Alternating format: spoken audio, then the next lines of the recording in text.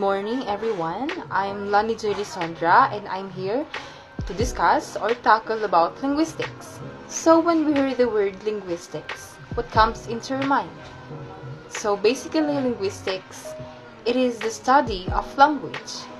When studying about language, it uses or requires comprehensive, systematic, objective, and precise analysis of all aspects of language. Studying language is not easy because you need to learn about the aspects of human language, including sounds, refers to phonetics and phonology, the words, refers to morphology, and sentence, refers to syntax, and lastly, the meaning refers to semantic. So let me share to you the definition of a language. So a language, it is a system of words and grammar used by a group of people. For example, when we write and speak. So basically, we are using a language. So next is the linguistics. In a simple way of definition of linguistics, it is a systematic study of language and it focuses on the systematic investigation of properties of particular languages, as well as the characteristics of language in general. So the first branch of linguistics is phonetics. It is a branch of linguistics that focuses on the production and classification of the world's speech sounds, meaning it is a study on how humans produce and perceive sounds. For example, using the vocal organs, which are the lips, tongue, and teeth, to produce particular sounds. So the second branch of linguistics, which is the phonology, it is a study of how sounds are organized and used in natural language. It studies different patterns of sounds in different language. So next is morphology. This branch of linguistics studies how words are formed and varied. It studies the relationship between morphemes and how morphemes can be put together to create a new words or new forms of stem word. It is a study of the structure of words and how words are formed by combining smaller units of linguistics information called morphemes. So the next branch of linguistics, which is the semantics, and it is the subfields. Semantics has been defined as the study of how languages organize and express meanings. Semantics looks not only at grammar and meaning, but at language use and language acquisition as whole. So let's proceed to the next branch of linguistics, which is the pragmatics.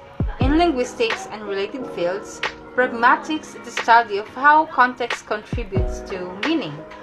Pragmatics is a branch of linguistics concerned with the use of language in social contexts and the way people produce and comprehend meaning through language.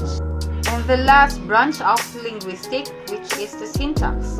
In linguistics, syntax refers to the rules that govern the ways in which words combine to form phrases, clauses, and sentences.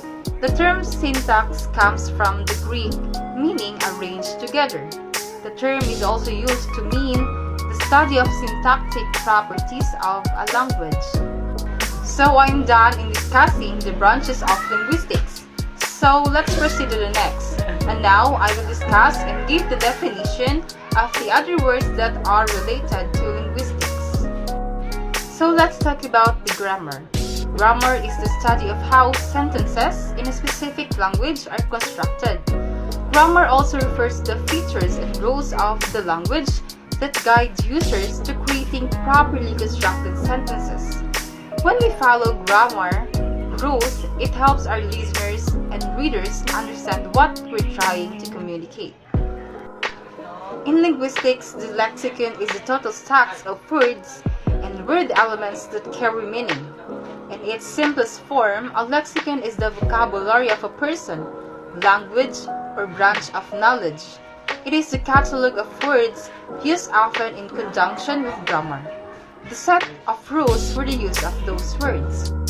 In linguistics, a phoneme is the smallest sound unit in the language that is capable of conveying a distinct meaning.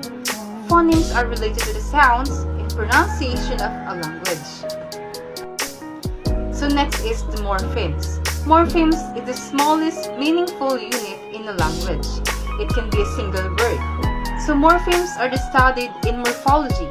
In a simple definition, morphemes are related to the meaning and structure of a language. In linguistics, a lexeme is the fundamental unit of the lexicon or the word stack of a language. A lexeme is the smallest or minimal unit of lexicon in a language that bears meaning. It is a basic unit of meaning. Lexemes are the headwords in dictionaries.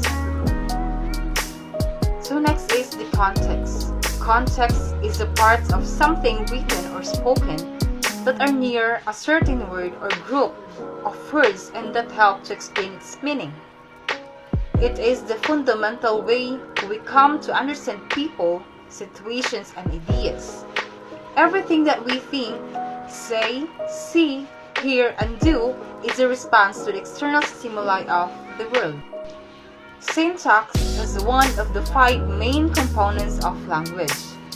It's the rules for the structure of a sentence. Syntax deals with such details such as sentence organization, the order of clauses, relationships between words, elements of a sentence, and etc. Syntax also determines which word combinations are acceptable. So next is the phonemics. Phonemics is a branch of linguistics dealing with phones and their arrangement into groups of families called phonemes. So the next word is the macro skills. Macro skills are most commonly referred to in English language and refer to listening, speaking, reading, and writing. So next is the language micro skills. It's a language skill that is not a language macro skill. It is not a reading, speaking, writing, or listening.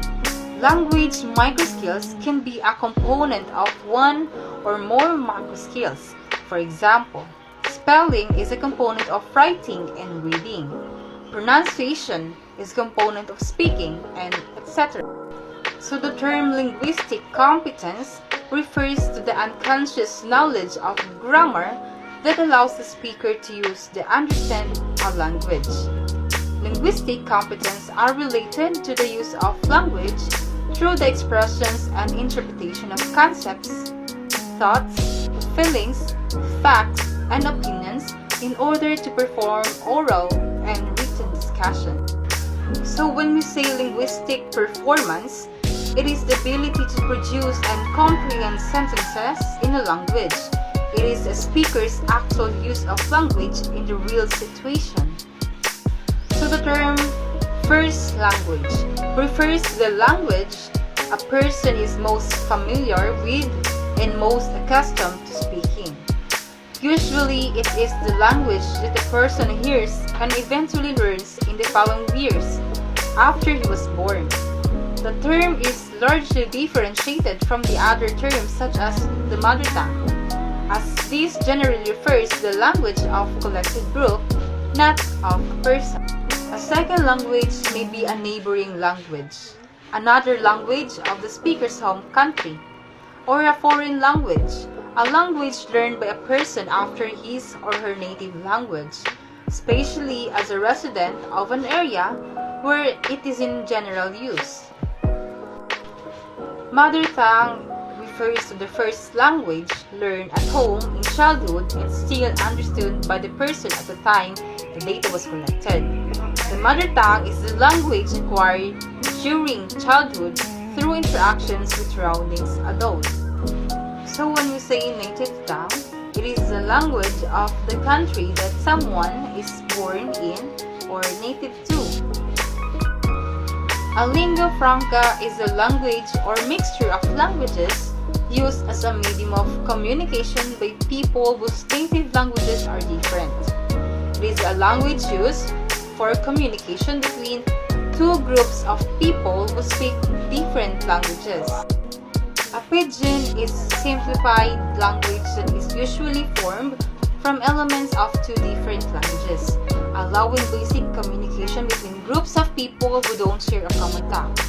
Pidgin is a simple form of language which speakers of a different language use to communicate. A Creole is a language that has developed from a mixture of different languages and has become the main language in a particular place. A foreign language is any language that is not a native to a particular region or person. Obviously, this definition varies from region to region and by the individuals within a particular region. A dialect is a variety of language that signals where a person comes from. A regional variety of language is distinguished by features of vocabulary, grammar, and pronunciation from other regional varieties and constituting together with them a single language. So when we say International Phonetic Alphabet or the IPA, it is an alphabet developed in the 19th century to accurately represent the pronunciation of languages. The set of symbols and modifiers designed principally on the basis of articulatory considerations to provide a consistent and universally understood system for transcribing the speech sounds of any languages. So I'm done with the discussion of different definitions of words related to linguistics, and thank you for listening. I hope you guys enjoy.